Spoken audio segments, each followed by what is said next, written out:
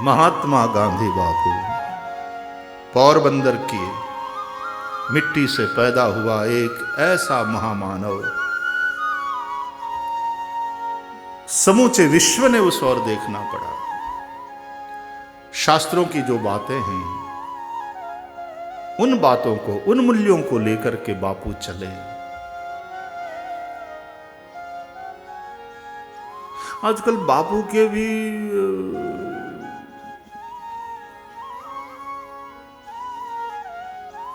उस मूर्ति को, जो जनमानस में, उसको खंडित करने की एक प्रवृत्ति चल रही है। कुछ कट्टरवादी लोग हाँ, गांधी बापू की सभी बातों से तुम सहमत ना हो, तुम्हारा अधिकार है, ठीक है, लेकिन नफरत करने जैसा आदमी नहीं है ये। और उन्होंने जो किया है वो तुम्हारे जैसे टैक्स की चोरी करने वाले लोग अभी बहुत दूर हो तुम। गांधी बापू को गाली सुनाने की भी पहले पात्रता हासिल करनी चाहिए, पहले योग्यता प्राप्त करनी चाहिए। गांधी को गाली देने से पहले गली के गुंडे की तरह हम गालियां देते रहे, कहां गांधी और कहां हम।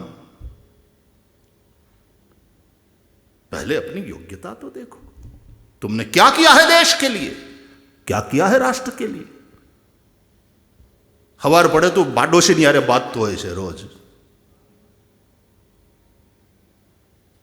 गांधी को गाली देने से पहले अपनी योग्यता की ओर देखो।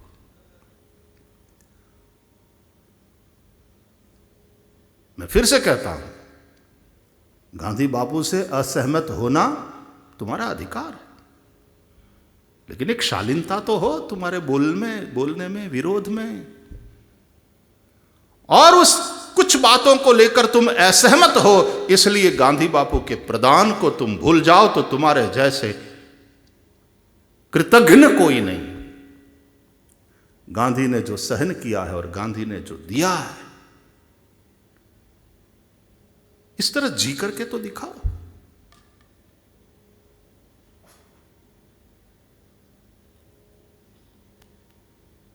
लाल बहादुर शास्त्री जी वामन में कितना विराट, क्या लोग थे, क्या लोग थे वो, जो अपना सब कुछ लुटा करके देश के लिए जिए। આપણે વાતમાં ચોરીઓ કરવાવાળા, બસમાં ટિકિટ ન લે,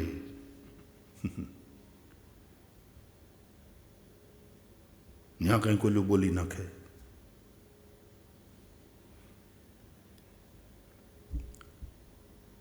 विरोध में भी एक शालीनता होनी चाहिए।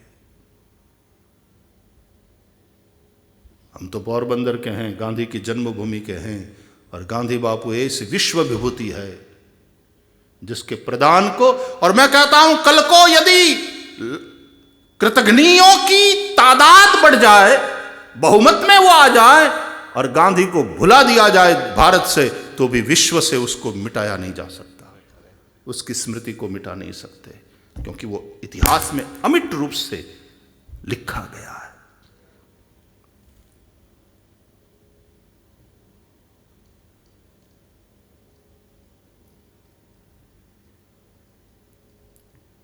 ગાંધીજીને ગાળો આપવા પહેલા એ તો औकात હોવી જોઈએ આપણી, ગાંધીને ગાળો આપવાની।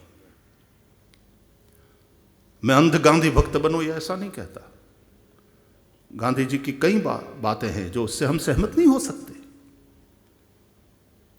हम नहीं सहमत हो सकते। दैट डजंट मीन कि गांधी जी के प्रति हमारा प्रेम कम है। घણીવાર આપણે હગા બાપની હારે સહમત નથી થતા આપણા ઘરમાં। ધેટ ડઝ નોટ મીન કે તમે બાપને ગાળ્યું દેવા માંડો, અને જો બાપને ગાળ્યું દેવા માંડો तो ये संस्कार तुमको मुबारक, ऐसे संस्कार तुमको मुबारक। तुम ही अपने आप को पूछ लो फिर तुम क्या हो। गांधी जी है। मुझे स्मरण हो रहा है, हमने गत नवरात्रि में ही गांधी जी और भागवत धर्म पर जो 9 दिन वाला सत्र किया, और सभी विचारों ने आकर के अपने अपने ऐसे अद्भुत विचार रखे, आनंद आ गया।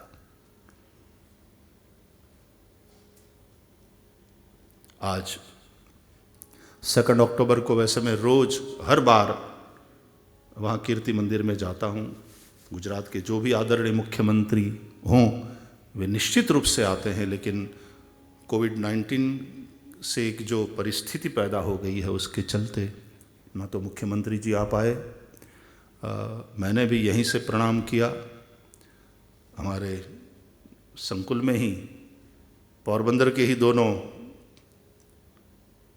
पुत्र, एक सुदामा और दूसरे गांधी बापू, दोनों गृहस्थ। तो यहाँ पर हमने सुदामा जी को भी उनकी पत्नी के साथ विराजित किया है और गांधी बापू भी कस्तूरबा के साथ सांदीपनी के संकुल में विराजित। और इन दोनों प्रतिमाओं का अनावरण हमारे आदरणीय प्रधानमंत्री जी और तत्कालीन गुजरात के मुख्यमंत्री श्री आदरणीय वर्तमान प्रधानमंत्री श्री नरेंद्र भाई मोदी जी के कर कमलों से हुआ और 2 अक्टूबर को ही हुआ। वे आए थे जब, और हमने उनको निमंत्रित किया, विनती की कि आप आओ। और वे थोड़े समय के लिए ही आए और उन्होंने अनावरण किया। जब जब नरेंद्र भाई मुख्यमंत्री के रूप में कीर्ति मंदिर में आए हैं और कीर्ति मंदिर में जो बोले हैं, हर बार उनके प्रवचन को हम ध्यान से सब लोग सुनते। और गांधी बापू को प्रिय इस तरह से गांधी 125 में स्वच्छ भारत का एक मिशन पूरे राष्ट्र में चला और वो चलते रहना चाहिए। गुजरात सरकार ने भी 7 दिवस का वो व्यसन मुक्ति वाला भी थोड़ा आंदोलन चलाया। वैसे तो गुजरात राज्य, यहाँ पर तो दारूबंदी है ही है, इसलिए इस राज्य में तो और ज़्यादा लोग व्यसन से दूर रहने चाहिए। और प्रशासन हो, समाज हो, सबकी ये जिम्मेदारी है, क्योंकि व्यसन के द्वारा आदमी केवल अपना ही नुकसान नहीं करता, अपने परिवार को भी दुखी करता है। पूरी आर्थिक जो उसकी स्थिति है वो डावाडोल हो जाती है, आरोग्य के ऊपर भयंकर खतरा हो जाता है, परिवार में अशांति हो जाती है, सब दुखी। व्यसन से दूर रहे। हत्या से भी व्यसन, ड्रग बेचना इत्यादि और भ्रष्टाचार, घूस लेना, ये और बड़े अपराध है। क्योंकि हत्या में भी आदमी आवेश में आकर के कभी हत्या कर देता है, लेकिन ड्रग का सेवन और ड्रग पेडलर्स जो होते हैं, या तो भ्रष्टाचार करने वाले लोग जो होते हैं करप्शन में, वो तो पूरे होश पूर्वक, होशो हवास में करते हैं। इसलिए ये अपराध ज्यादा संगीन है। नशे से दूर रहे लोग। आओ नशो करो ना।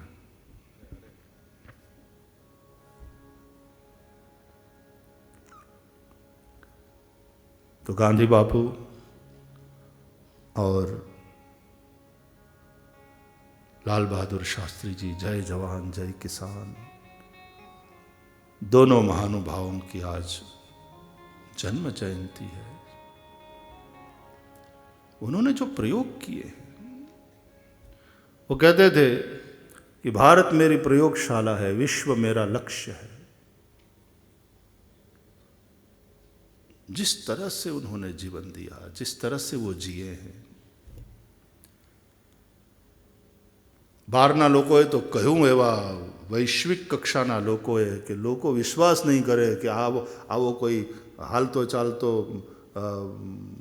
માનવ શરીરમાં કોઈ આવો એક જીવ હતો, આવો एक महानुभाव હતો।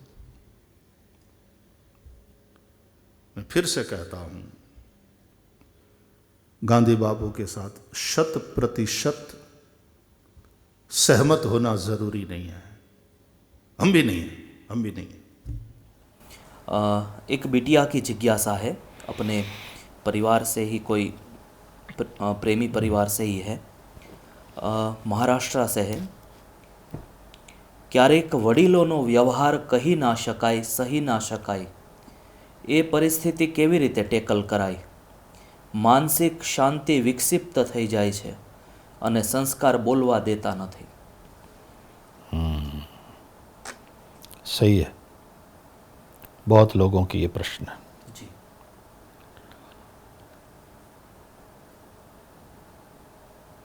कभी कभी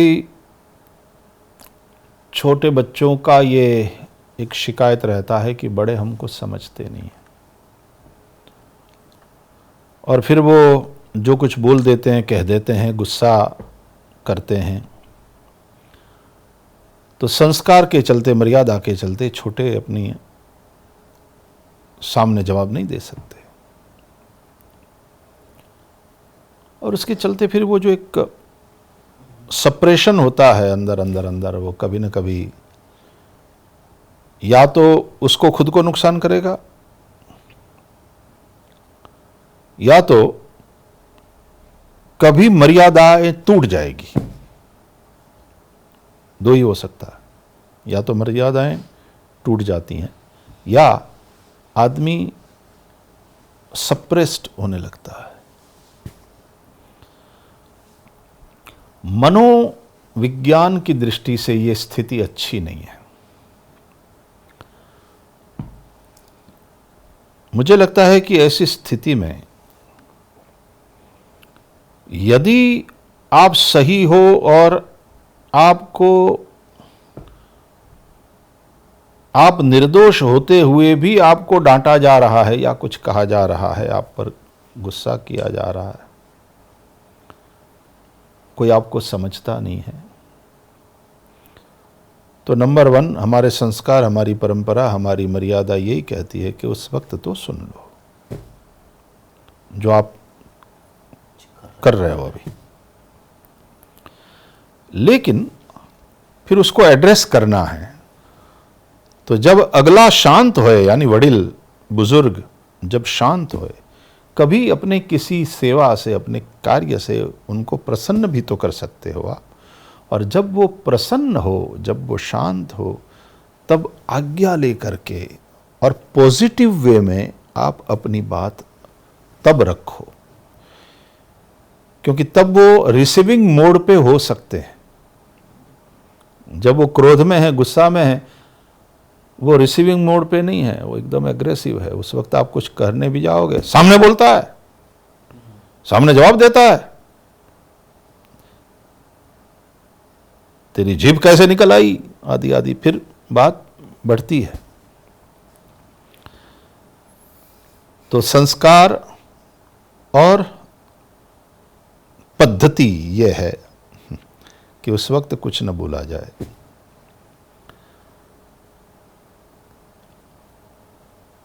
लेकिन फिर वो भीतर ही भीतर दबा हुआ रहेगा तो आपको नुकसान पहुंचाएगा. अतः आप अपनी बात कह सको ऐसा एक भूमिका, एक जमीन बनाओ, ये आपके ऊपर है.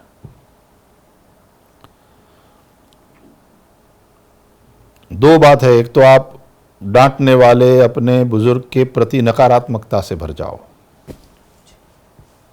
और कह दो कि ही और she will never understand me, मेरे साथ हमेशा इसी तरह से अन्याय ही होता है.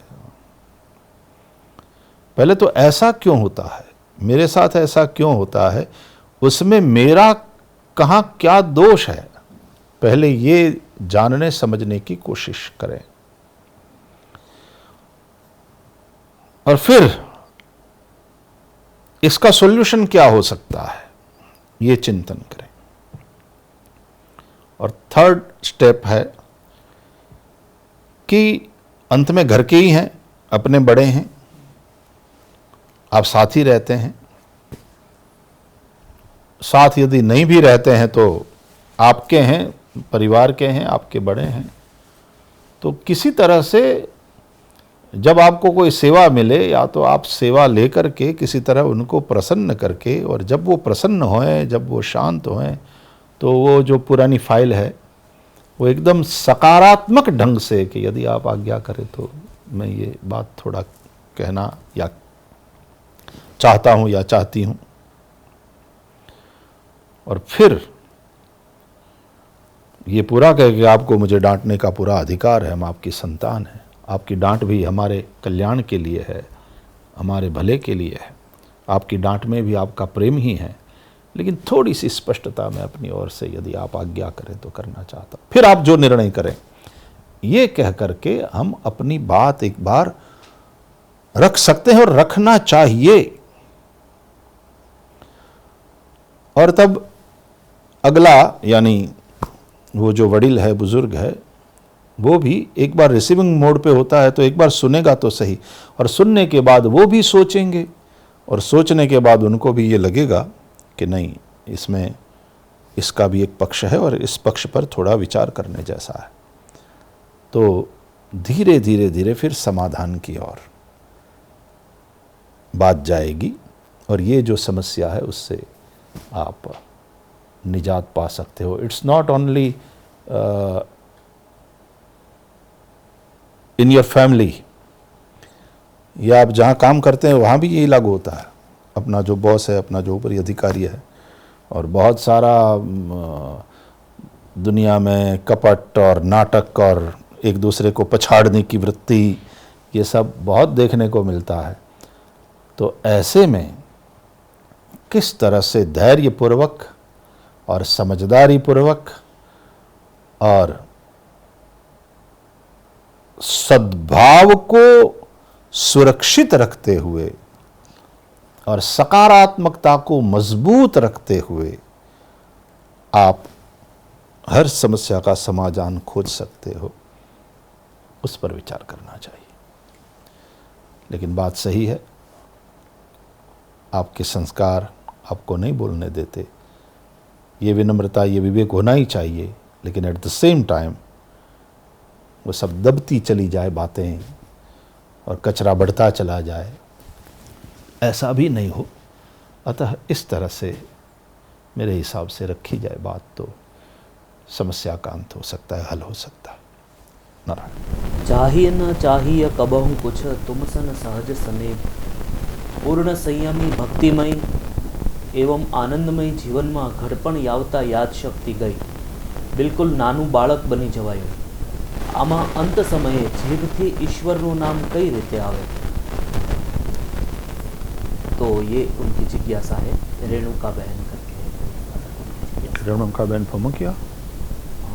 जी जी, हाँ। रेणुका फुमकिया जी। हाँ बस जी।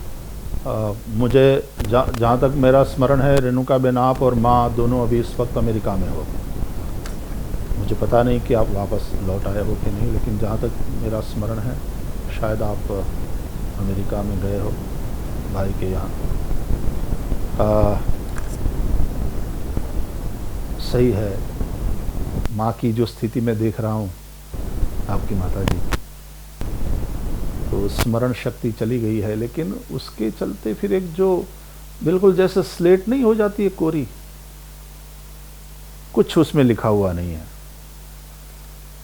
और तब जब एक जैसे छोटा सा बच्चा निर्मल होता है, सहज होता है, उस तरह से माँ एकदम निर्मल और सहज हो गई है। छोटे से बालक की, जैसे आपने लिखा है सही है, छोटे से बालक की तरह, और जिस तरह से बच्चे का ध्यान रखना पड़ता है उसी तरह से ध्यान रखना पड़ता है अपने उस। और वैसे भी यदि स्मरण शक्ति आपकी पूजनीय माता जी की जो स्थिति मैं देख रहा हूँ ऐसा नहीं भी हो, तो भी एक बात हमें याद रखनी चाहिए कि बुढ़ापा ये दूसरा बचपन है। और हमारे बचपन को जिस तरह से हमारे माँ बाप ने पाला था, हमको लाड लड़ाया था, हमारी जिद को, हमारी इच्छाओं को पूरा किया था, उसी तरह ये मौका है। हमारे माँ बाप जब बुजुर्ग हो जाते हैं तो उनका ये बुढ़ापा, ये उनका दूसरा बचपन है। कभी कभी जिद भी करने लगते हैं बड़े बुजुर्ग, और उनको जैसे छोटे से बच्चे के मलमूत्र को माँ साफ करती है, उसी प्रकार फिर ऐसी स्थिति भी आ जाती है। ठाकुर जी करे ऐसा नहीं हो, लेकिन ऐसी स्थिति भी आ जाती है कि उन बड़ों का मलमूत्र भी साफ करना पड़ता है। और तब धन्य हैं वे बच्चे जो अपने माँ बाप के बुढ़ापे को, उस बचपन को इस तरह से संभालते हैं, बच्चों की भांति उसकी देखभाल करते हैं और उस प्रकार की सेवा से उबने के स्थान पर अपने आप को धन्य मानते हैं। वैसे माँ बाप के ऋण से तो हम उऋण नहीं हो सकते, छूट नहीं सकते, लेकिन माँ बाप ने हमारे लिए जो कुछ किया था, आज उनके लिए कुछ करने का अवसर हमें मिल रहा है। तो उस भाव से, एकदम लगन से कई संतान सेवा में लगे रहते हैं। बात ये रही कि अब ऐसी स्थिति में भगवान की याद कैसे आएगी, तो वो कहते हैं अंतकाले च मामेव स्मरण मुक्त्वा कलेवरम, अंत समय में भगवान का स्मरण करते हुए कलेवर का त्याग करें तो परम गति जासु नाम मरत मुख आवा, अधमऊ मुक्ति हो श्रुति गावा। तो ऐसी स्थिति में भगवान का नाम मुख में नहीं आए तो क्या करें? चिंता मत करो, जिसने पूरी जिंदगी भगवान का नाम लिया है, जय महाराज की कृपा से उनको भले ही भगवान का स्मरण नहीं रहे, लेकिन भगवान को उनका स्मरण निश्चित रूप से रहता है और भगवान निश्चित रूप से उस दिव्यात्मा का कल्याण ही करते हैं। तो वो फिर चिंता नहीं। वो कबीर साहब ने कहा है ना कि कबीरा मन निर्मल भया, जैसा गंगा नीर, अब पीछे पीछे हरि फिरे, कहत कबीर कबीर। अब मैं हरि हरि नहीं करता, अब हरि कबीर कबीर पुकारते हुए वो मेरे पीछे पीछे। लेकिन जो भगवान के पीछे पीछे गया है, फिर एक समय ऐसा आएगा कि भगवान साधक का नाम जपते जपते साधक के पीछे पीछे चलेंगे। तो निश्चित रूप से माँ बड़ी प्यारी है। मैं देख रहा हूँ उसकी स्थिति को, बड़ी सुंदर, बड़ी निर्दोष, बड़ी दिव्य, बिल्कुल बालकवत। माँ को मेरा प्रणाम और मैं आशा करता हूँ कि आप जहाँ हैं स्वस्थ हैं और माँ ठीक है। माँ को प्रणाम कहना। तो एक जिज्ञासा आई है, प्रणाम गुरुजी, आप मेरी चिंता का निवारण करें प्रभु। माता पिता की आज्ञा एंड खुशी के लिए क्या अपने सुख का त्याग कर देना चाहिए? अब जिनकी यह जिज्ञासा है तो उनका नाम लेना थोड़ा ठीक नहीं लग रहा है, इसलिए। ठीक।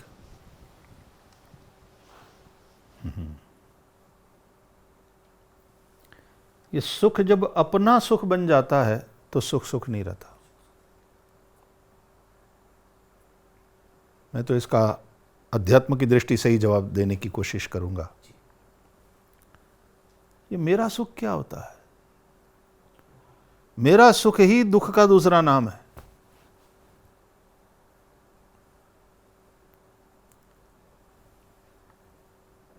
सुख देने से मिलता है।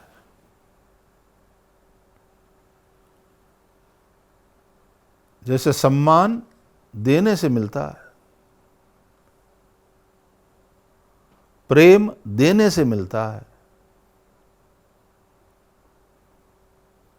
सुख भी देने से मिलता है। तो मेरा सुख क्या होता है? मेरा सुख ही बेवकूफी है।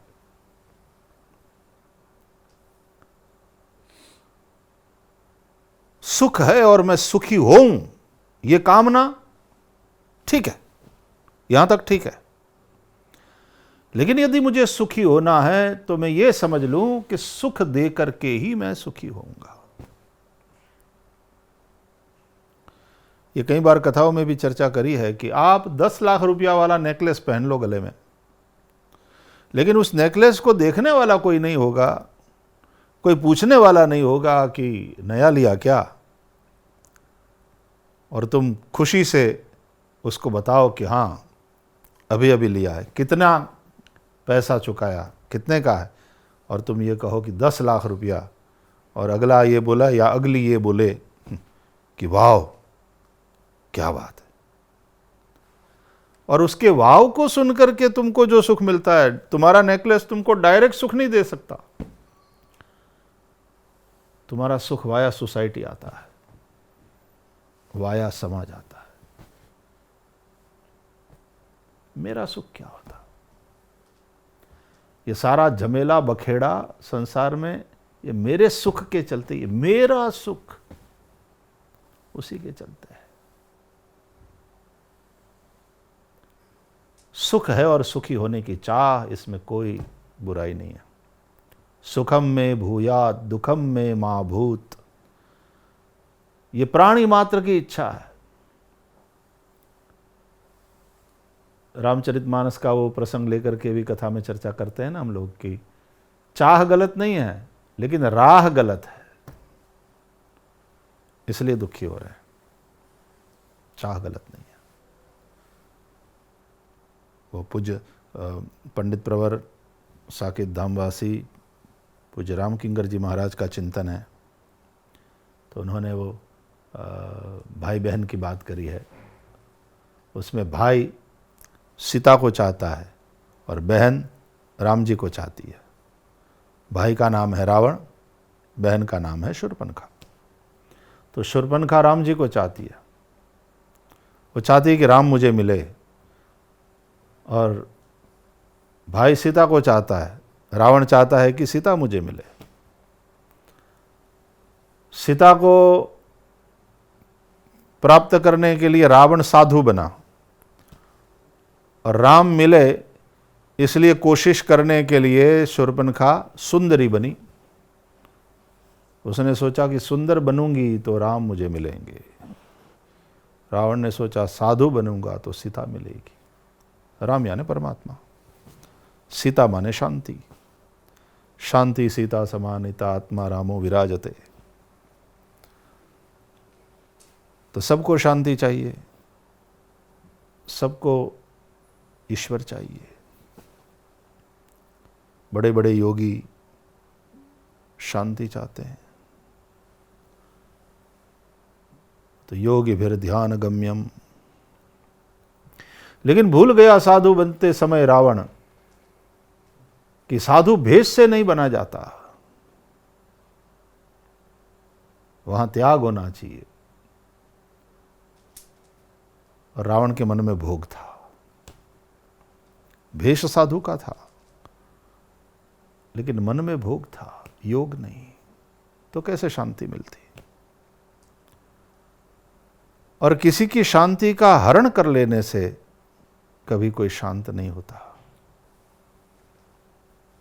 वो हमेशा के लिए शांत हो जाते हैं कि उनका शरीर शांत हो गया, ऐसा कहते हैं ना, मर गया तो उसका शरीर शांत हो गया। और बाह्य सौंदर्य से कोई प्रभु को प्रभावित कर सके, ऐसा संभव नहीं है।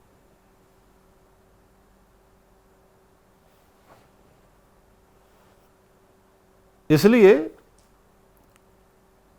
शबरी बूढ़ी है, बाल पक गए हैं, मुंह से कुछ कुछ दांत गिर गए हैं, कमर झुक गई है, फिर भी श्री राम शबरी को भामिनी कह करके संबोधित करते हैं। कह रघुपति सुनु भामिनी बाता, मानव एक भगति करनाता।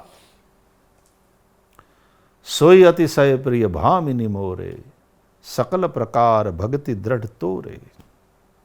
भामिनी कहते हैं सुंदर युवती स्त्री को। देखो, शबरी को सुंदर और युवा कह करके उसका बखान किया है। और ये शूर्पणखा सुंदरी बन करके आई, लेकिन वो बनावटी सौंदर्य था, बाह्य सौंदर्य था, उसका दिल सुंदर नहीं था। देह पर दृष्टि थी, देव पर नहीं।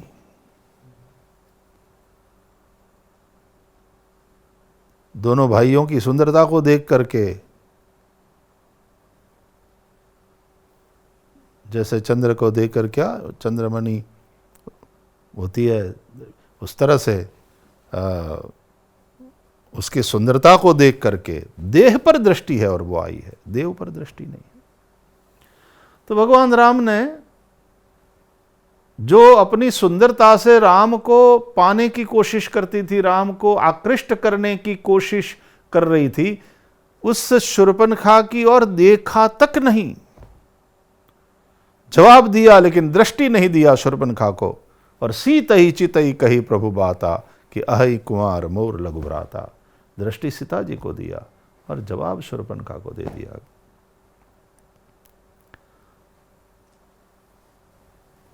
तो उस भाई ने तो जान गंवाई, इसने नाक कटाई, बहन ने नाक कटाई और भाई ने जान गंवाई। तो भाई रावण और शूर्पणखा जो चाहते हैं वही तो हम भी चाहते हैं। क्या हम नहीं चाहते कि हमको परमात्मा मिले, राम मिले? क्या हम नहीं चाहते कि हमको शांति मिले, सीता मिले? तो फिर वो गलत है और हम सही? इसलिए गलत है रावण और शूर्पणखा कि उनकी चाह तो गलत नहीं थी, लेकिन राह गलत थी, मार्ग गलत था। इसलिए भगवत प्राप्ति का या शांति अनुभव करने का मार्ग संत सद्गुरु समझाते हैं। रावण के पतन का एक सबसे बड़ा कारण है कि रावण का कोई गुरु नहीं था।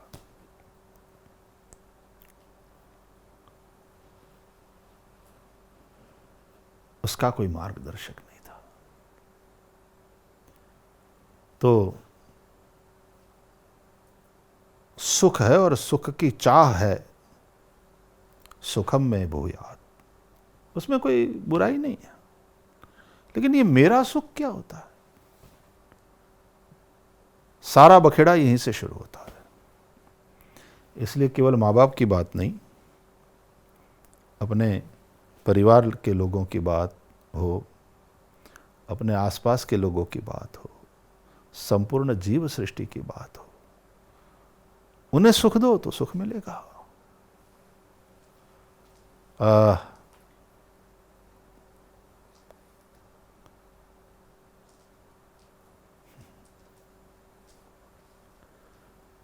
पड़ोसी सगे लगते थे एक समय में। वो गुलजार का मैंने अभी वाक्य पढ़ा कि पड़ोसियों में भी अपने सगे दिखते थे, संबंधी दिखते थे।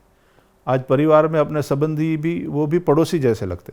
एक घर में एक घर में रहते हैं लेकिन पड़ोसी जैसे लगते हैं। नहीं तो पड़ोसी भी संबंधी लगते थे। तो स्वार्थ के चलते आदमी ऐसा सिकुड़ता चला जाता है। तो मेरा सुख ये उपद्रव का कारण है। सुख दो तो मिलेगा। नारायण। कि भगवान ने जब गोकुल को छोड़ा तो फिर से वो वापस कभी माँ यशोदा के पास और नंद बाबा के पास गए नहीं हैं। तो आज की ये जो युवा पीढ़ी है इस प्रसंग को फॉलो करती है और अपने माता पिता की जिम्मेदारी से, जो उनका फ़र्ज़ है, उससे वो दूर भागते हैं। तो ऐसी आज की युवा पीढ़ी के लिए कौन सा मार्ग श्रेष्ठ है, इसके विषय में पूज्य। अरे जो युवा पीढ़ी माँ बाप की सेवा की जिम्मेदारी से भागती है, उसको श्री कृष्ण की इस लीला के साथ जोड़ करके, वाह, हम लोग कहाँ से कहाँ पहुँचते हैं। गजब है बुद्धि। लेकिन प्रश्न सही है जी। श्री कृष्ण एक बार गोकुल छोड़ा, मथुरा गए और फिर मथुरा से द्वारका पधारे। तो वापस गोकुल नहीं गए, ये सही है। लेकिन नंद यशोदा से फिर कभी मिले नहीं, ऐसा नहीं है। नंद यशोदा से मिले हैं, गले लगे हैं।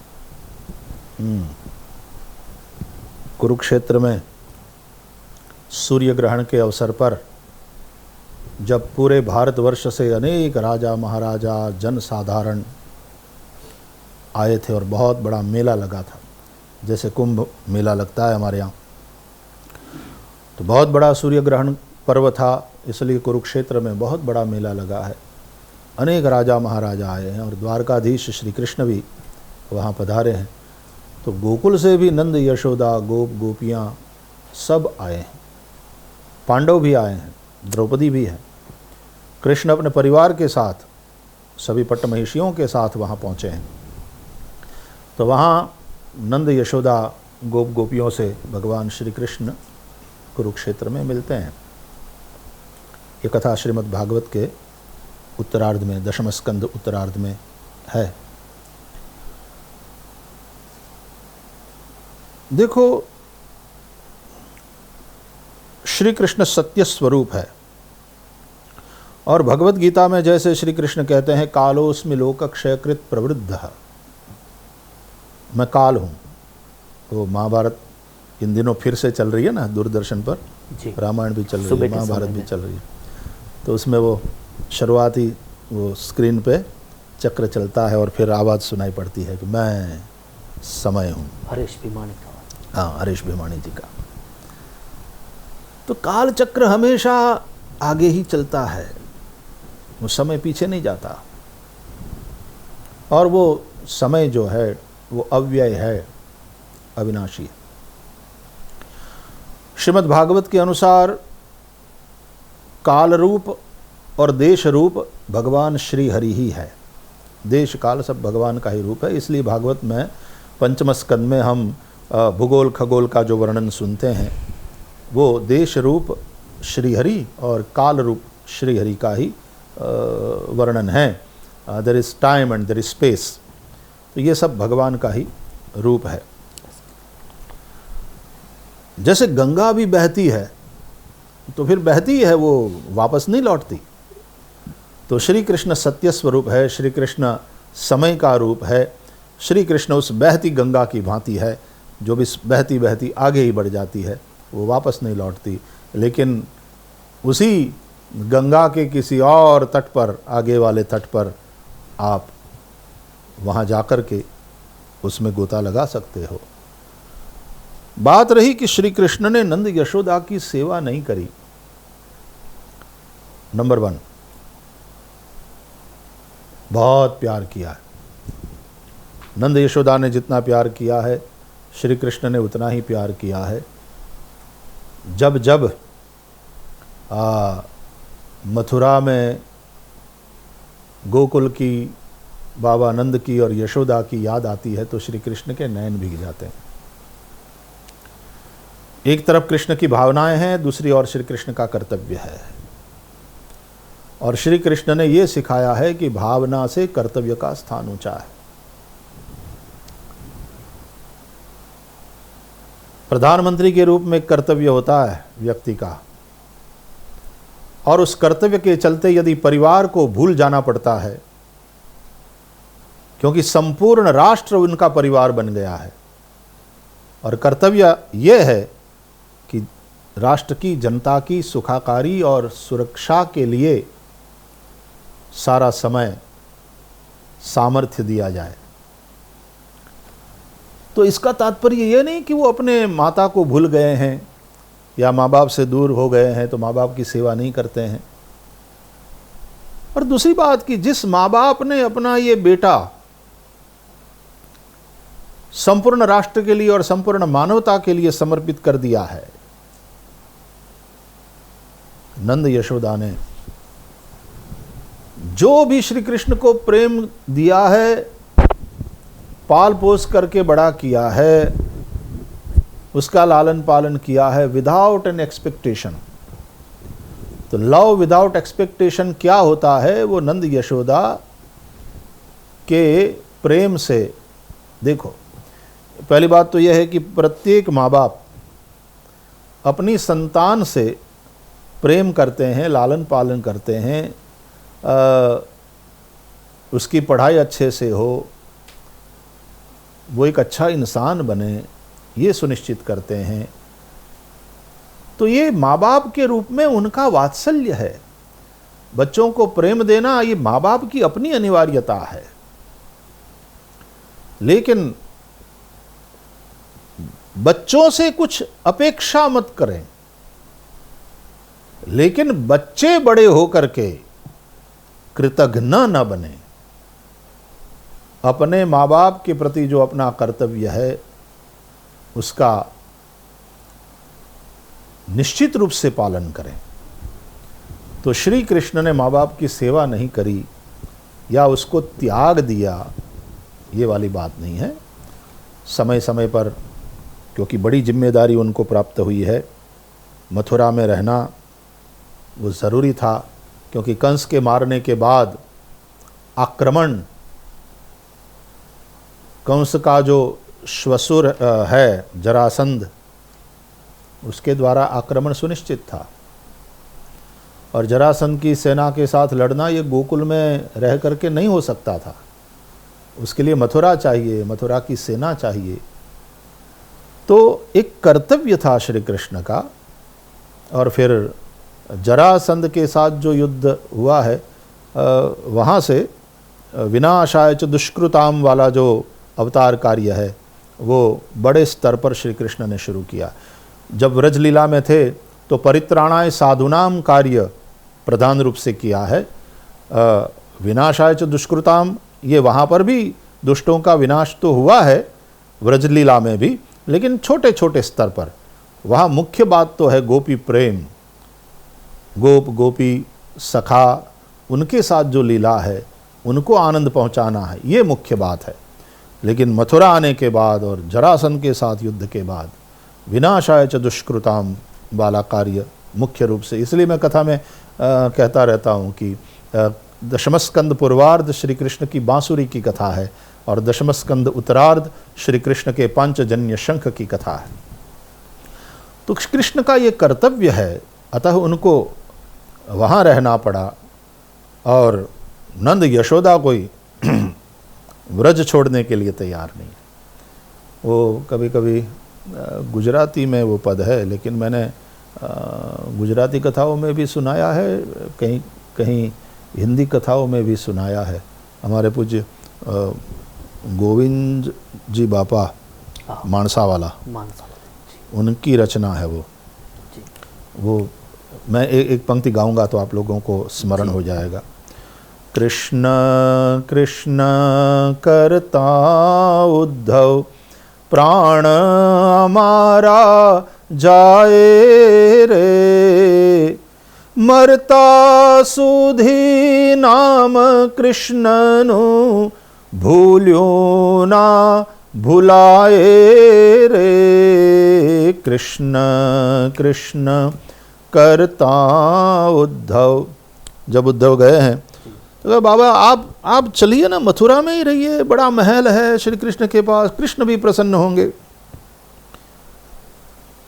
बोले देख प्यारे, कृष्ण की याद तो बहुत रुलाती है, ये हकीकत है, लेकिन हम व्रज छोड़ करके अब कहीं बाहर जा करके बसना नहीं चाहते। ये होता है मुंबई में, बच्चों के पास बहुत बड़ी कोठी है, बच्चे कहते हैं माँ बाप से कि आप यहीं हमारे साथ रहो, लेकिन माँ बाप को लगता है बेटा ये गांव का जो मकान है, यहाँ का जो मंदिर है, यहाँ हमारे सारे मित्र है, यहाँ के खेत खलिहान है, यहाँ जो मज़ा है वो फिर हम मुंबई में जब तेरे घर आते हैं तो हमको लगता है जैसे एकदम लॉकडाउन हो गए। तो बच्चे का प्रेम है, जानते हैं, समझते हैं, लेकिन बेटा हमको यहाँ अच्छा लगता है। तो वहाँ नंद यशोदा कहते हैं, उस पद में अपना भाव प्रकट करते हैं कि व्रज नीरज माँ काया वीर में, ए इच्छा मन माही रे, जड़ना जीवड़ा जड़ माँ जन्मे, जड़ माँ है मरी जाए रे। कृष्ण कृष्ण करता उद्धव। हम ब्रज में पैदा हुए, हम ब्रज में जिए हैं, हमारी काया ब्रज में ही विराम को प्राप्त हो, हमारी मिट्टी इसी मिट्टी में मिल जाए। जैसे जल के जीव जल में ही पैदा होते हैं, जल में ही जीते हैं और जल में ही वो मर जाते हैं, उसी में विलीन हो जाते हैं, बस उसी तरह हम ब्रज छोड़ करके कहीं नहीं जाना चाहते। कृष्ण के वियोग की जो पीड़ा है वही हमारा जीवन है। और यहाँ श्री कृष्ण भी जब जब याद आती है नयन भर आते हैं, तो इसलिए तो उद्धव को भेजा, गच्छो धव व्रजम सौम्य पित्रोर्नव प्रीतिमावह गोपिनाम मद वियोगाधिम मत संदेशैर विमोचय ता मनमनस्का मत प्राणा मदर्थे त्यक्तदैहिकाः। तो उद्धव को भेजा है। और जब द्वारका में भी रहे हैं कृष्ण, तो बिल्कुल गोपी प्रेम, माँ यशोदा, नंद का प्रेम, तो नंद को, यशोदा को कृष्ण से कोई शिकायत नहीं है और श्री कृष्ण ने माँ बाप को कभी भुलाया नहीं है।